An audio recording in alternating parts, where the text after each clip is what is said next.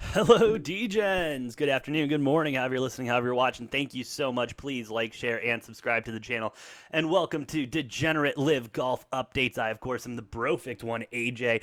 And after what was an incredible weekend at Live Golf Chicago, go ahead and check our channel out for reaction video on everything that happened there. After all of that, it is coming out, being reported today by ESPN. Mark Schlabach, shout out. He is one of the best when it comes to anything golf. He's announcing that Live Golf Commissioner and CEO Greg Norman will be visiting Capitol Hill later this week to address concerns over Liv's ties to Saudi Arabia. Saudi Arabia obviously being the big money behind Live Golf that's allowed it to open. And when asked about it, Live Golf spokesperson Jonathan Grella told ESPN that Live Golf is coming to the Hill this week to meet with lawmakers from both parties. Given the PGA Tour's attempt to stifle our progress in reimagining the game, we think it's imperative to educate members on Live's business model and counter the Tour's anti-competitive efforts. The anti-competitive efforts have been something that they have really been trying to slam when it comes to Live, with them not allowing PGA golfers to play on that tour or Live golfers to come back and play on their tour, along with being kind of pushed away and not being looked at for world golf rankings, with Monahan still on that board. And this all coming after the PGA has been on Capitol Hill for months now, almost a year coming up in a couple months here, that they've been lobbying against Live to even be a part of. I don't even know what nothing's really been said what they're lobbying for. I did do a video on it, but even then it was just lobbying against Live, not whether it was where the money's coming from, the fact that it's an antitrust thing or whatever. But with all of that happening, the Department of Justice is also looking into the PGA on antitrust issues, and that, not letting people play in the league because they're in other leagues or whatever that may be.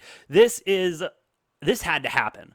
And this was going to happen sooner rather than later. And one more thing, Greg Norman reiterating yet again that he has no interest in talking to PGA and sitting down with them and trying to figure anything out, because they haven't been very helpful and warm, and I can't really blame him there.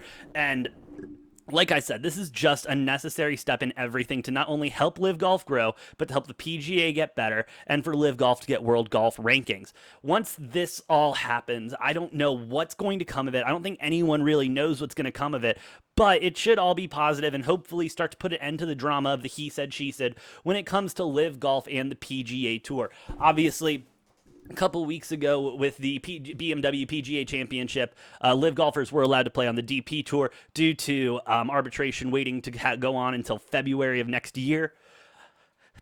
It's a shit show. It is an absolute shit show. I mean, at the end of the day, this is golf. I'm going to reiterate it again. Everyone should be able to play kind of wherever they want to. They're all independent contractors, except for Live golfers who are contracted to Live, but have been told specifically that they can go play in other tours and are expected to play in other tours. And so taking out the PGA and all of those events that come with it hurts.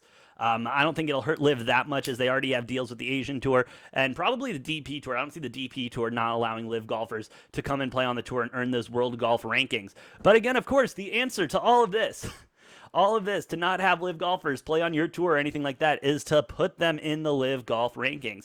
Players at the BMW PGA Championship, even though they only played 54 holes, still got full points for the world golf rankings. So if an exception can be made there, an exception can be made elsewhere. You obviously have the systems in place to do something, so let's go ahead and do it and put all of this to rest.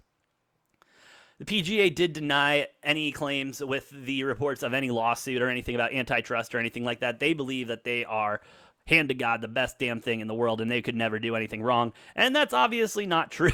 This isn't the first time the PGA has been investigated for fraud.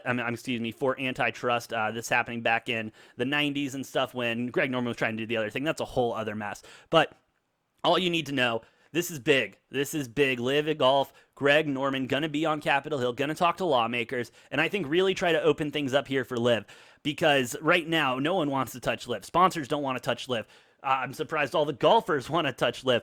I don't really know what's going on there, so we're going to have to wait and see. Obviously, we will have reports on when he does go to Capitol Hill and what was said. Make sure you like, share, and subscribe to the channel. Help us continue to grow and stay up to date on all things Live Golf. Again, check out our Live Golf reaction video to all things Chicago, and check us out on the socials and everything like that in the description down below in the link tree. And yeah, Crazy stuff going on in the golf world. I'm here for it. Even though we're in the middle of NFL season, golf is still heating up and you'll love to see it. So again, like, share, and subscribe. And with that being said, I've been the Brofect One AJ, and we'll see you next time on Degenerate Takes.